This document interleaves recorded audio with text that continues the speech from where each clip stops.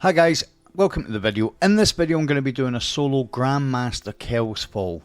All modifiers, my setup, weapons, all the rest of it are shown in the video. As you can see, I've showed my modifiers at the start. My subclass and weapons will be shown at the end. So, Kell's Fall kind of came out after I stopped playing. So, this is kind of a new activity for me. And I've maybe done it about 4 or 5 times and it's, you know, the only thing I had a problem with really was I could not get my jumping, which is something I'm actually, you know, that's one of my strengths is the platforming. And my warlock just, she wasn't having it today. So, Kell's Fall is quite a simple activity really. It's based off the bosses from Forsaken, so it's the Scorn bosses, the Scorn Barons. And this was, I think this was the first place I seen my mint retrograde, the pulse rifle that I like to use. I was lucky enough doing a Grandmaster Whisper, which I will put up. I got a tier 5 mint retrograde, so I'm very happy with that. So, right at the start of this, you just kind of, you can't fight those enemies anyway. It's part of the thing, you just run past them. The boss spawns at the back here, so I just put my grenade down. I should have meleeed him before he punched me away, but as you can see, 2 shots from the trusty old Acreus, and we're in. So most of these bosses, bar the last one, you kind of fight a few times. You don't actually get involved in any specific boss fight until the end. It's many encounters. You take a bar of their health away, and then we're gone. So, coming in here, as soon as you go in the doors, you're going to go round to the left. Now, you will come up against a bunch of ads every now and again. You can choose to fight them if you want. There are some you can skip, there's some you do have to fight.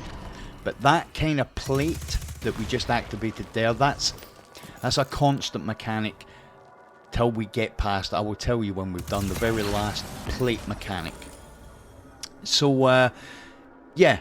Once we get through, this is the other big mechanic. Once you get through there, we kind of, once we're in this area, it kind of looks like pink crystal. It's a mirror image, an opposite mirror image of the area that we're in. Between this area and the normal area, we'll have plates to activate to open doors. There's one there. Now, the plates are always in the same place for me. I've just noticed when I'm looking there, I've missed one, right? There was one outside the door there, and I've got to come back out and get it.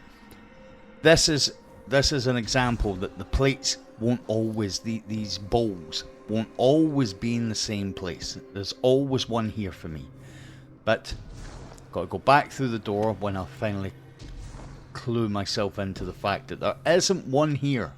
Go back, go through the door. So if I hadn't been messing around, I think this run took me about 17 minutes. I reckon if I hadn't been messing around, it would be close to a 14-15 minute run. So, if I go back, you see, now they're marked. Just have a little scout around these areas that you see me actually getting them activated. And then a door opens, and we can progress. It'll be the same for the next section with the plates. They're always in the same place for me, and they weren't on this run, so the last one I had to go kind of looking for. So a little bit, there's a little bit of traversal to be done in this mission. It's nothing too crazy, and you just, as I say, I'm pretty sure everybody will be aware of what's where, why, and who. So most people are gonna have seen this and know roughly what's coming next, but the difference is how I'm going to attack it. So as soon as this door opens, I go straight through. Now the idea here is to collect motes. Once you've collected a certain amount of motes, then you can attack the boss. Now as you can see, I mean, times have changed. An SMG completely stopping and completely killing an overload that's a new thing. So these motes drop from champions, and they drop from these guys. These I don't even know what they're called, to be honest. These guys here. I never got to see that. revenants. So it's a revenant empowerment. Once you've got, I think it's 10. When you come into this area, you're going to have 2 ogres that you cannot damage. You have to get the empowerment before you can damage them. So you go into the other area, you get 10, come back, and then kill the enemies, kill the ogres. Now what I'm doing here, you could say wasting a little bit of time. What I'm doing is, when we go to damage the boss, if we leave all these ads up, they're going to be shooting at us while we're damaging the boss. The boss spawns in on this little plate here, so it's really, I'm killing the little guys to allow me to get to those guys, the barons, like the scoring captains. So once I kill the last one, I'm going to go about here, pop my rift. Now it's important because of how I'm set up. It's important that I get a melee off and my grenade. My grenade will weaken and my melee will give me radiance. They're part of the class setup. Just, you know, you'll see it at the end. I've got it set up my mods that my melee makes me radiant and my void grenades weaken enemies. So if I throw both of them, then I put my rift down. When you put your rift down before you pop your super, because you'll get your rift back. So I'm saying that in case you don't one phase that boss. You want the ability to put another rift down. So if you put the rift down, then pop the super, your rift will come back almost immediately, meaning you're safe where you are, basically. There we go, that's the first boss, but we won't be fighting that boss again, really, because, well, we killed him. So the next 2 boss, I'm trying to remember what they're called. One is kind of like a confused Scorn that really thinks that they're a hive. Then you've got the Trickster. The Trickster is a she. I think I actually maybe will have said he a few times, but I'm pretty sure that she is in fact a girl. I had a lot of, this was, I think, might have been, this isn't my last problem with jumping on this warlock today. I normally never have those issues with jumping, but for some reason I did on this section. So as you can see, I'm using the SMG that's just dropped from the Dawning. Doing that. This is another thing. I do not know what was going on there. I nearly died just walking off the edge there. This is the SMG that dropped during the Dawning. My one has, I'm trying to think, Burning Ambition and Heel Clip. Heel Clip I thought was a little bit of a, when I first kind of seen it, I thought it was a, you know, oh well, that'll be a novelty. You know, it isn't. It's clutch. It is very, very good. I reckon it gives me about 70% health back. That is not a novelty. So as you can see, I'm not playing on PC. This is a console run. If that had been PC, I probably could have shot him across the map. But we managed to just about get him. So yeah, the SMG Burning Ambition, there is a mod that I'm using. You'll see it, I'll show it in the setup. There's a mod on the artifact. When I stop a champion, it'll cause an elemental, some sort of elemental thing to happen, depending on your subclass. So because I'm solar, I will then get an explosion, a solar explosion. Coupled with Burning Ambition, that's why a couple of times you'll have seen just about killed the Overlord with one stop. That is why Burning Ambition kind of saves up charges. And you'll see I've got temporal blast charges on the screen. That's how many of those I have. Sometimes I'm shooting my SMG, and when that procs, it's like I've maybe hit the enemy, whichever enemy it is. It normally seems to be bigger ones. I'll hit them with very little bullets, and they just explode into nothingness. So here we are refracting at the moment. That is what happens when you go through the door into the, as you can see, this is the Sanctum, but because we're through into the other side, everything is back to front. Sanctum is also spelled top left on the screen, back to front. So it is the same area, it's just Looks different. Looks very much like kind of a Savathun's Throneworld kind of thing. And the refracting is, if you don't get out of here before the time limit, you start to crack, and your health kind of goes away. Starts to go away. The way to stop that happening, regardless, is to just find a door and get through to the normal area, the real world, if you like. And that resets the refracting. It just takes it off, and when you come back through, you have that same 2 minutes and 10 or whatever it is. You've got the same amount of time. So, we're the Mindbender. That's the Scorn boss that thinks it's a hive. So what we are looking for here, and I am going to miss one because there's never one here for me, is you have to, in this section, finding the Sanctum, you have to get 3 of the plates in the real world and 3 in this world, right? And the upside down. I know that. Is that a Stranger Things thing? So normally they're all here for me, all of them. So I just come in here and get them all. That's why there's a little bit of confusion for me that there are no plates. So what I'm going to have to do is go back through the door and go and find this other plate. So there's normally one there. There's one there. And normally when I've done this, so I normally get the plates, as you can see, there's 2 here.